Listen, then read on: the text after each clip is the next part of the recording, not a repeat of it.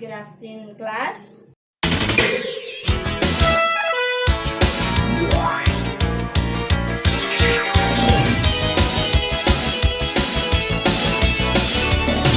Good afternoon, ma'am. Can you please pick up the pieces of paper and arrange your chairs? Are you done, class? Yes. Okay, everybody stand. Martin, lead the prayer. In the name of the Father, Son, the Holy Spirit. Amen. Our Father, who art in heaven, hallowed be thy name. Thy kingdom come, thy will be done, on earth as it is in heaven. Give us this day our daily bread, and forgive us our trespasses, as we forgive those who trespass against us. And lead us not into temptation, but deliver us from evil. Amen. In the Father, the Son, and the Holy Spirit. Amen. Again, good afternoon, class. Good afternoon, ma'am. Okay, let's check your attendance first. Is anyone absent from the class today? None, ma'am. Okay, very good. So how's your day, class? It's fine, fine, ma'am. I'm glad to see or hear that, class. Are you ready for our lesson for today? Yes, ma'am. Okay, class. Today we will have a game. It is entitled 4 Picks, 1 Word Game, or like a phone game. Do you know about this game? Yes, ma'am. Okay, I have here 4 pictures, and these have a central theme or main idea. All you have to do is to identify what it represents. Okay, do you get me? Yes. Okay, let's start. Here's the first group of pictures. What's the answer? Okay, Martin, can you give me the answer of the first group of picture? I think it's gas, ma'am. Okay, very good. How about the second picture? Solid, ma'am. Okay, very good. And lastly, the third picture. Liquid, ma'am. Okay, very good. Now, after figuring out all the answers to the photos and jumbled words that I've given to you, what do you think will be our topic this afternoon? Matter, I think, ma'am. Very good. All things around us is matter. So our lesson this afternoon is about matter, wherein you will define matter, identify matter from non-matter, explain the properties of solids, liquids, gases, and plasma. And then lastly, we can state the importance of matter. Okay, so now, what is matter? Do you have any idea? Casey, do you have any idea? Anything that occupies space and has weight, ma'am. Okay, very good. Matter is the stuff that makes up the universe. Atoms and compounds are all made up of very small parts of matter. So what do you call these tiny parts of matter? Starts with letter P. Property.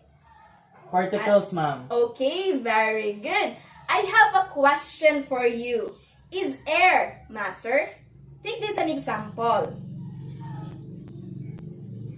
Okay, class, I have a question for you, class. Is air matter? Yes, ma'am. No, ma'am. Who answered no and who answered yes?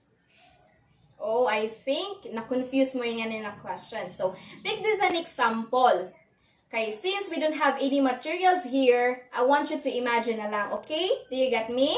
Yes, Yes, ma'am. ma'am. Okay, we had 2 empty balloons here, and we taped them each ends of the meter stick. Then we hang them so that it's perfectly balanced. Now, what happened if we blow up just one of the balloon and put it back on the meter stick? Okay, mas bukat ba ba ang naay air nga balloon or katungway air? Okay, Casey, can you answer? Or do you have any idea? How about Martin? Do you have any idea? Okay. The balloon full of air will always weigh more than the empty one. air is matter and matter has weight. So, mas bukat gajud ang naay full air kaysa wa. Okay, how about heat from the fire, energy, rainbow, time? Is it matter? No, ma'am. Why do you say so?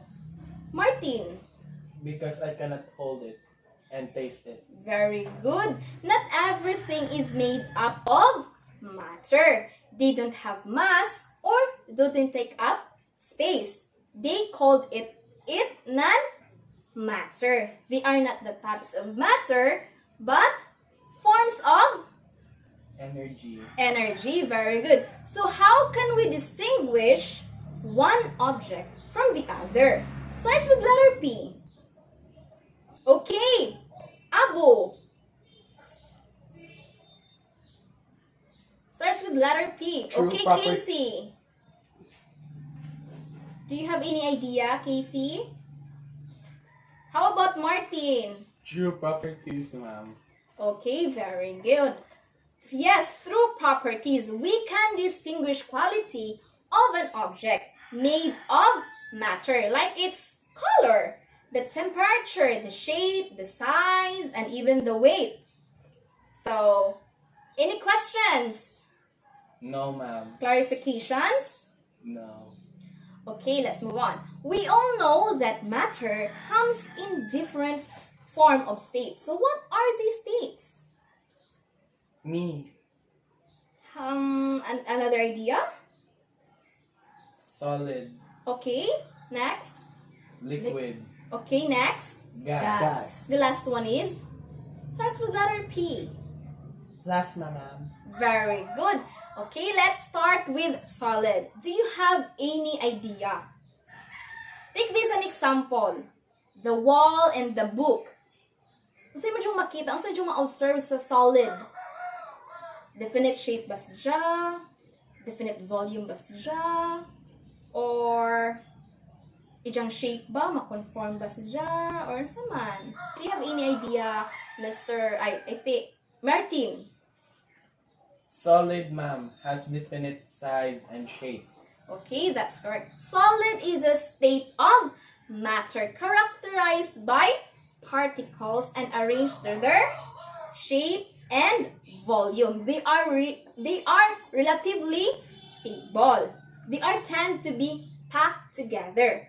Means high density because they can't move, vibrate. So, the more sila nga magsiksik liglig, di sila ka-move. Okay? How about in terms of their kinetic energy, class? How about their kinetic energy? Do you know what is kinetic energy? No, ma'am. Okay, kinetic energy is a form of energy that an object or a particle has by a reason of its motion. Do you get me? Yes, ma'am. Do you get me? I can Yes, hear yes, you. ma'am. Great. Okay. How about the kinetic energy, class? High ba siya? Low ba siya? Low, ma'am. Okay, very good.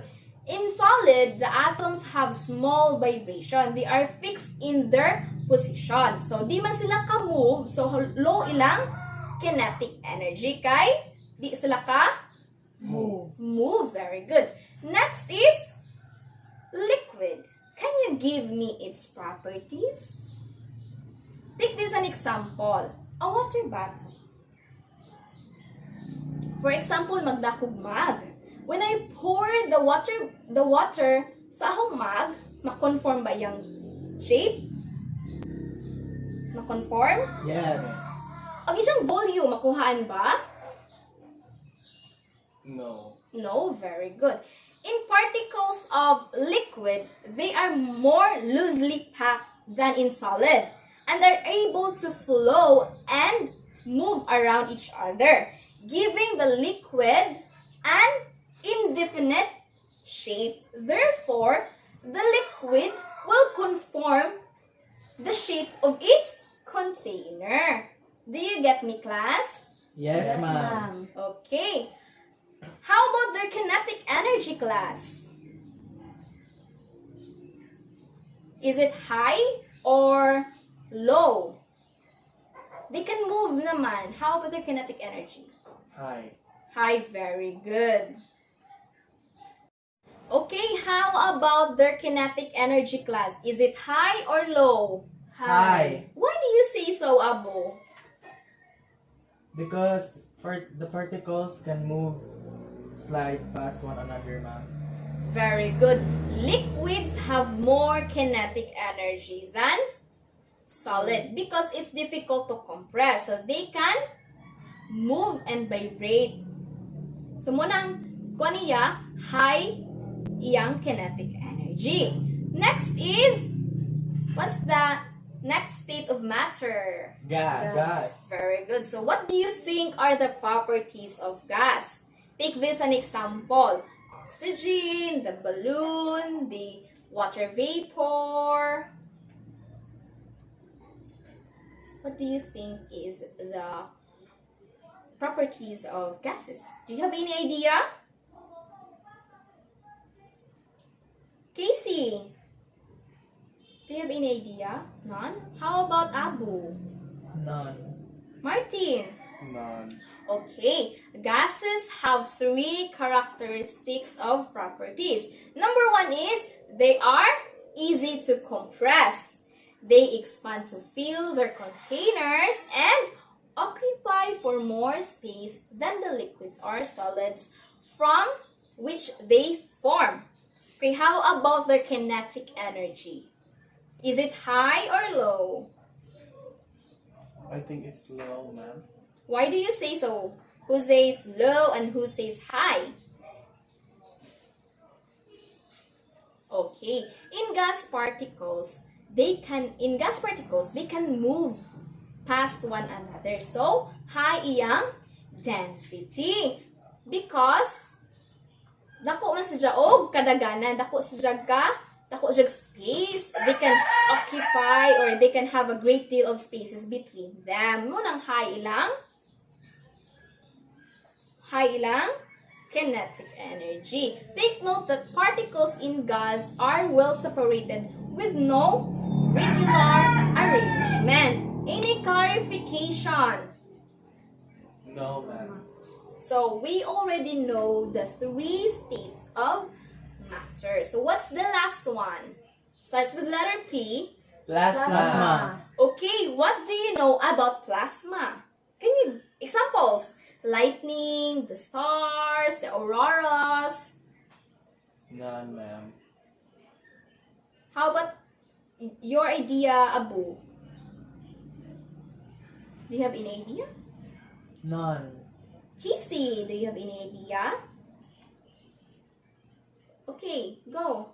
Plasma is a gas that can carry an electrical charge. Very good. Plasma is often called the 4th states of matter along with the solid, the liquid, the gas, and plasma is superheated matter.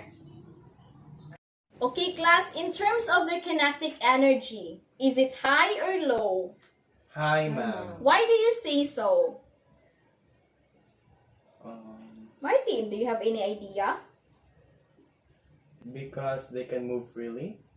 Very good. When atoms are in excited state, they are so excited that they jump an energy level in giving off light. So, the more sila nga arang ka excited kana arang ka kuan gadyo arang ka excited na mo gawas mo nang sila ganahan na jud mo release of energy.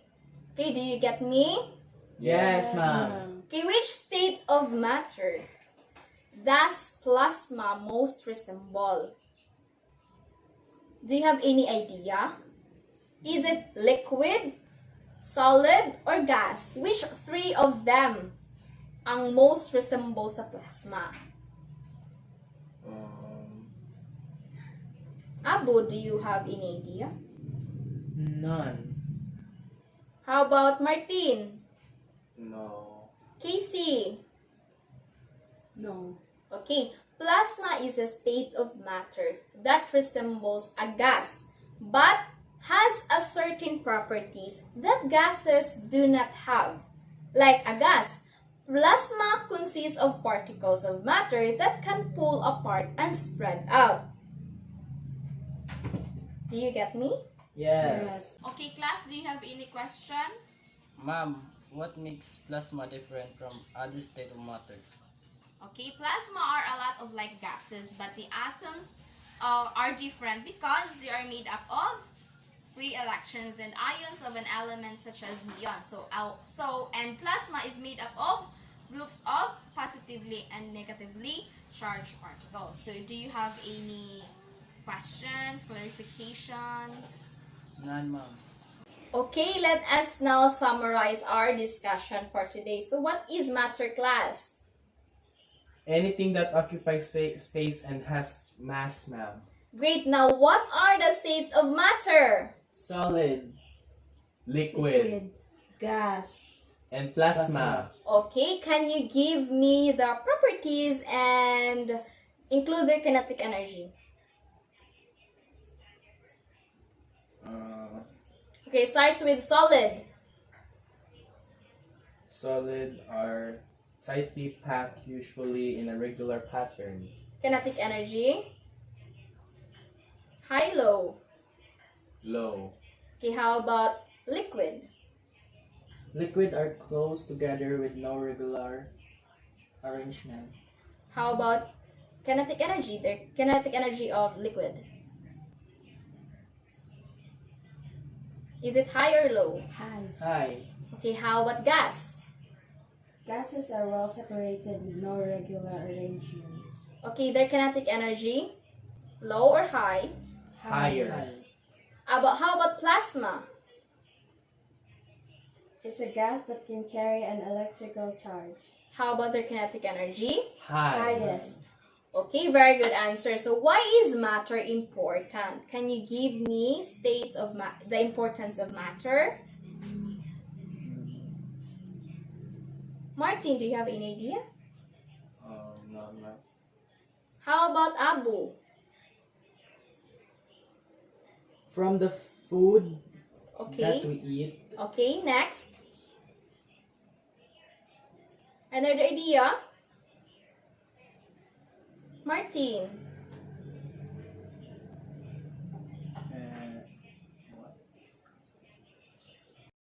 Okay, very good answer. So why is matter important? Can you state some importance of matter, class? from the food that we eat every day, ma'am. Okay. Next, another idea. Shelter. Okay, very good. How about Martin? I don't have idea, ma'am. Okay. Matter has atoms and molecules from our observation. So makita man jud nato no. Matter is important for us because it has mass and occupies space. Then, therefore, all things that we can touch and see is important to us. Okay, matter has atoms and molecules. From our observations, as what can you see? Matter is important for us because it has mass and occupies space. Therefore, all things that we can see or touch is part of matter. From the air we breathe. Am I right? Yes, ma'am. From the food we can take and the clothes that we are wearing, the shelter natong gipuyo today. So are there any questions? Are there any questions? None, ma'am. Clarifications? None, ma'am. Okay. Okay, class, try to answer these exercise. Directions. Try to draw a Venn diagram and compare and contrast the four states of matter. Do you understand? Yes, ma'am. Okay, starts now.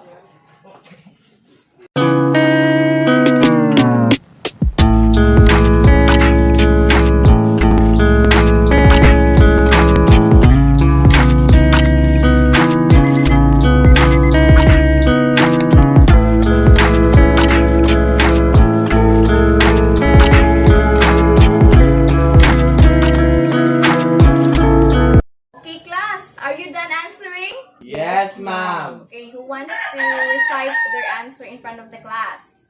Okay, Martin, recite your answer in front of the class. Solid has definite size and shape. Liquid has a definite size but no definite shape. Gas has no definite size or shape. Plasma is a gas that can carry an electrical charge. Are you done? Yeah. Okay, kinsa tanan correct na answer. Same as Martin's answer. Okay, all of you. Okay, solid. So let's review our topic or your answer. Solid is definite. Size and shape. Liquid is louder your voice. I cannot hear you. Definite size but no definite shape. Gas, Has no definite size or shape. plasma. It's a Gas that can carry an electric charge. Now let's have short quiz and assignment.